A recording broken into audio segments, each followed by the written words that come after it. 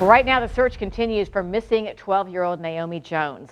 Hannah McKenzie is live this morning with the latest on that search. Several agencies involved right now. Hannah, what are we looking at? Hey, good morning, Laura. So I'm here at Olive Baptist Church. This is where search and rescue crews have set up a mobile command center. Now, this isn't too far from where Naomi was last seen around Wednesday at 1 p.m. That was at Aspen Village Apartments just down the street on Johnson Avenue. Now, I just got off the phone with Naomi's mother, Shantara Hurry. She tells me it is not like Naomi to just leave. She was actually babysitting her two younger brothers, home alone, waiting for their grandmother to come and kind of relieve that babysitting responsibility. And Naomi's mother tells me that she does not leave the apartment unless she's walking the dog. And the dog was inside the apartment, so Naomi's mother is just confused as to why Naomi was not in the apartment. She was again last seen Wednesday at 1 p.m. So the search is on and rescue crews are out here. The FBI is now working the case, the Florida Department of Law Enforcement. We've got the Escambia County Sheriff's Department obviously out here also. Class Kids is here too. Now they are a volunteer-based search and rescue group. We've actually seen a couple of them heading out this morning with a dog. So they are on the search this morning also for Naomi. If you see anyone who represents her, she was last seen wearing a red spaghetti strap top with American flag, red, white, and blue shorts. So if you see her, she has black hair with pink highlights in it, or anyone matching her description, go ahead and call authorities, call 911 immediately. While county, state, and federal law enforcement agencies search in nearby areas where Naomi Jones was last seen, volunteers 4, 5, 6, 7, 8, 9, 10. work their way through this to help find a clue that will lead to the whereabouts of the 12-year-old. I've seen a lot of the community come together over this. Unfortunately, a lot of Pensacola still does not know that she's missing. We've come across a lot of people just when I'm out and about mentioning it or anything like that. They have no idea that this has even happened. Since her disappearance was reported, multiple agencies have participated in a massive search effort. Police say they are centering their efforts near the Aspen Village Apartments on East Johnson Avenue, where she was last seen. It's scary. It's scary.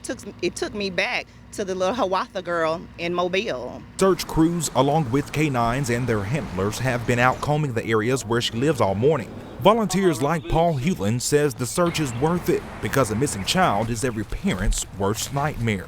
Could easily be my child, you know.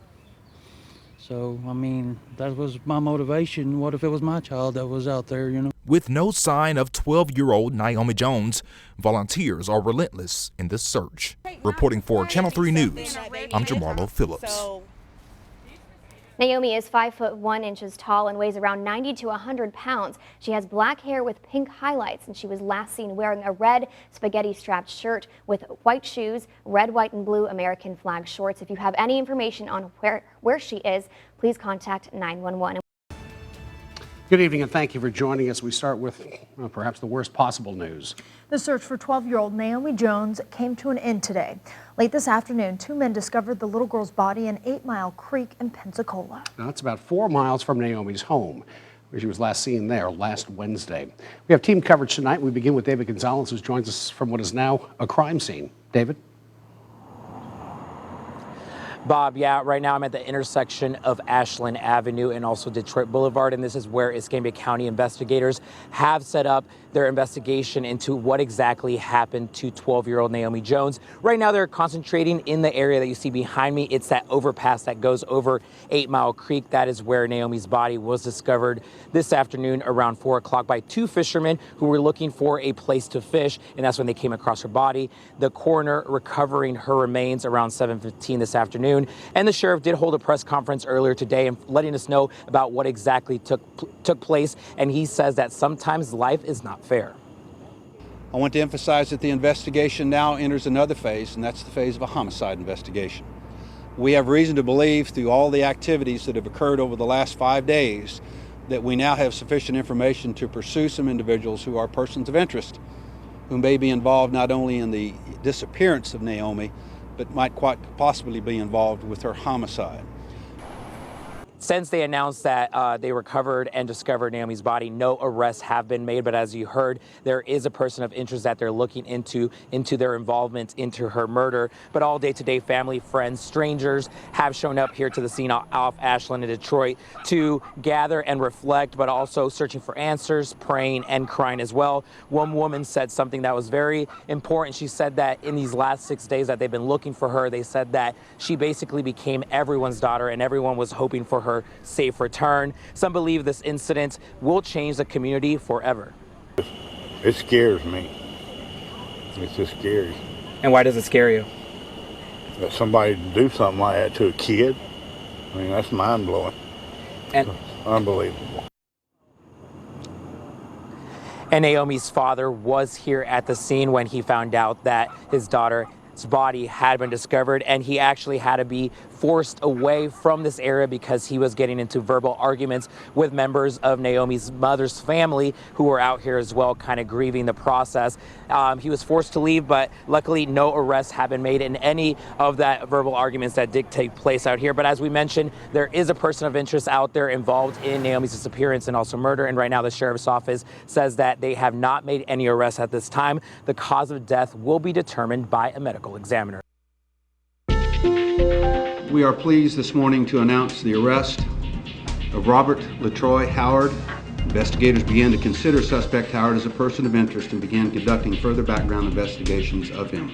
There is no joy in what we do, but I would tell you that there are those who are paid to stare in the face of evil and not blink. I can look over the rail. She was right where the water starts coming back into the woods. And I never would thought that he would do anything like this. I just can't believe it. It's really heartbreaking. It really hurts. Case solved. Big developments today in the Naomi Jones homicide case. We have team coverage. First, we began with the arrest of Robert Howard of East Brewton. Again, we have team coverage. Christopher Saul is in Brewton outside of Howard's home. David Gonzalez is in Escambia County at Olive Baptist Church, where a vigil for Naomi is planned for 7 o'clock. First, we're joined by Jacqueline. She's live outside the Aspen Village Apartments.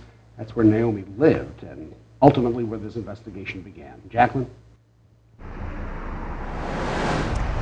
Bob, Sue, that's right. This is where it all began, the Aspen Village Apartments. This is not only where Naomi was abducted, but this is where she met the man who's accused of killing her, a man with a criminal past, and now investigators are working to find the pieces that they are missing. Robert Howard was taken into custody here at the apartments early Thursday morning. He is now charged in the death of 12-year-old Naomi Jones. Her body was found Monday in the 8 Mile Creek, 5 days after she was reported missing.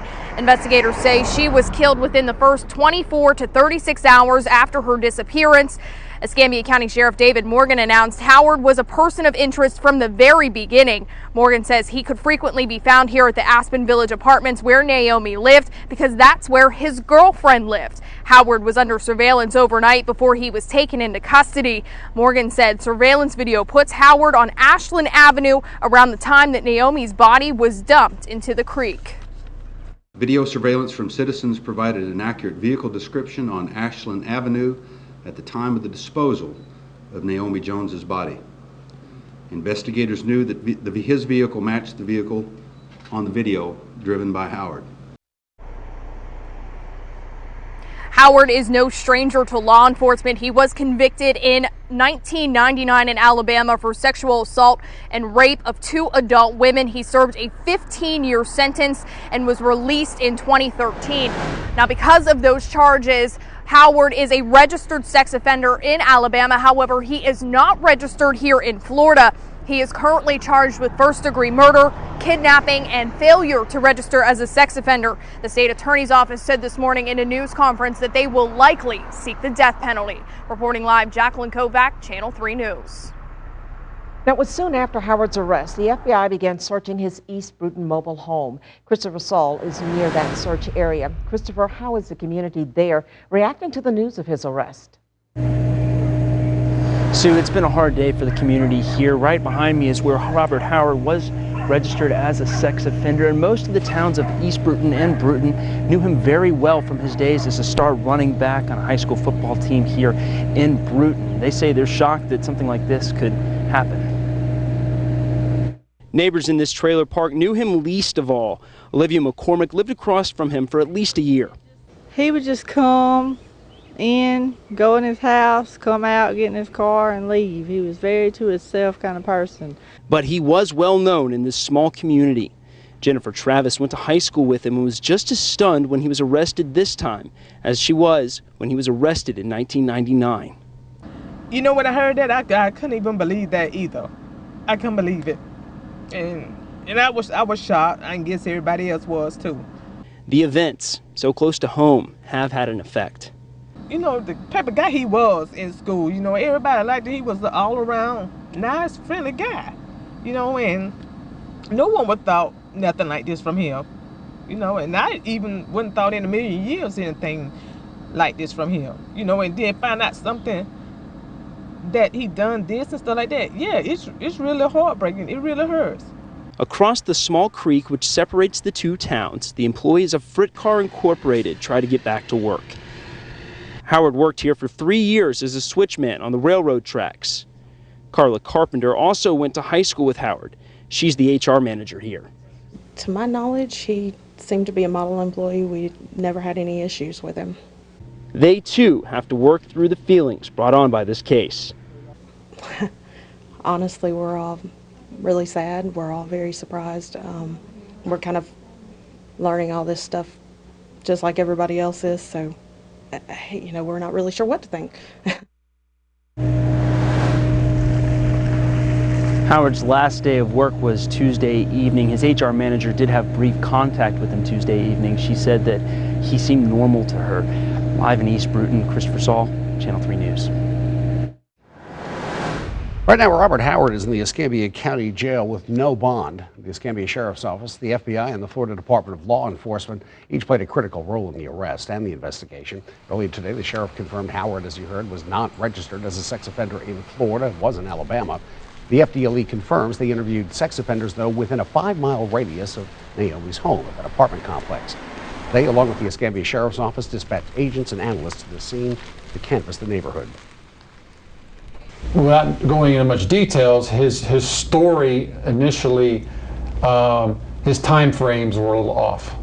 Okay, he was cooperative, but so we note that, and basically, you know, we were like, you know, we can't just leave him alone. We have to go back and maybe do a little bit more digging. While Howard was not a registered sex offender in Florida, Massey says he spent enough time here in Florida to require him to report his status here. Our team coverage continues with Jacqueline Kelly, who is in the live center. Now, Jacqueline, as Bob just mentioned, although, you know, Howard was not registered here in Florida, but there are resources that can help parents to track offenders in their neighborhoods. And one of them we have on our website. Right. It's called Alert ID. It's easy to use, and as you said, it is right on our website. All you have to do is go to our website, weartv.com, click on the news tab. It's going to take you to the Alert ID tab. You click on that and you're going to go to our crime map. That's where you can track crimes happening in your neighborhood. All you have to do is type in your address. We typed in the address here of our studios, and it lists all the different crimes that have been happening in and around that radius. Now, you can actually narrow your search down to the different crimes. So by clicking these crime icons off, you can actually narrow your search down to sex offenders. That's a big one, and you can see through the map where the sex offenders are, where they're at in relation to your home, your school, whatever the case. And then you can actually even click on these icons and it will show you the picture, the name, and the address of the sex offender, as well as the crime that they committed. So it's a useful tool, it's easy to use, and you can use it on our mobile app. Sue?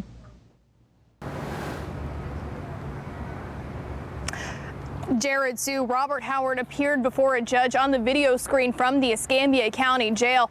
He didn't really say much during his 10-minute court appearance, but he did answer a question by the judge as to how much he makes per week at his job. Now, Howard is accused of kidnapping and killing 12-year-old Naomi Jones. Jones was reported missing on June 1st. Her body was found in the 8 Mile Creek 5 days later. Escambia County Sheriff David Morgan said she died of asphyxiation.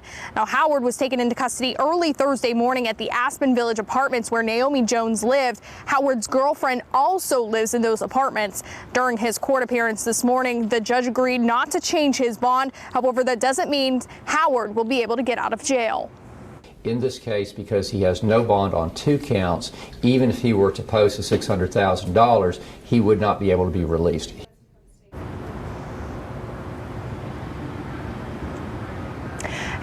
Howard's next court date has been set for June 30th. At that time, he will be formally arraigned on the charges, and the state attorney's office hopes to have an indictment from the grand jury as well as a decision on the death penalty.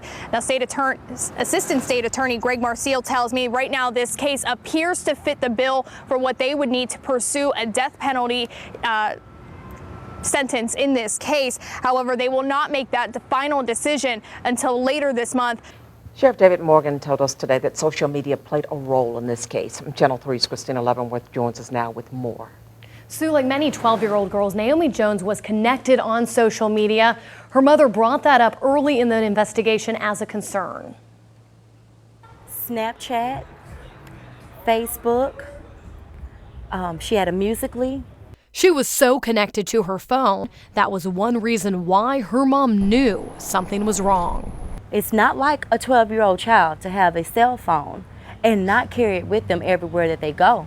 It's like their lifeline. Like they clutch onto these cell phones nowadays like their life depended on it.